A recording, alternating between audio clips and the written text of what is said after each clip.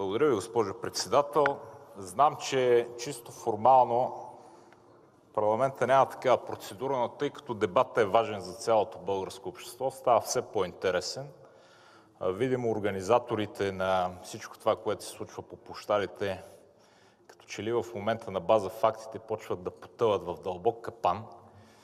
От името на „Има такъв народ“ ще поискаме 30 минути почивка и искаме да направите всичко възможно от администрацията на Народното събрание да поканим кмета на София Васил Терзиев, защото и той е български гражданин. Искаме да чуем неговите тези по отношение на протестите, които се случиха в София, защото изпадам тук в някакви въпросителни, кой какво му е казал, кой какво му нарежда, може ли въобще сам да вземе решение. В крайна сметка е кмет на София.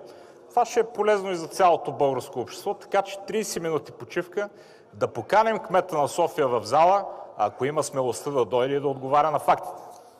Господин Балабанов, нека да отговоря аз първо.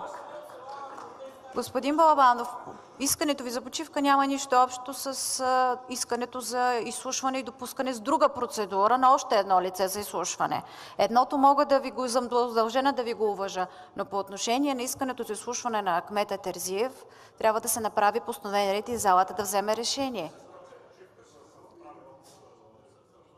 Опит с простото поканване няма да доведе до нищо.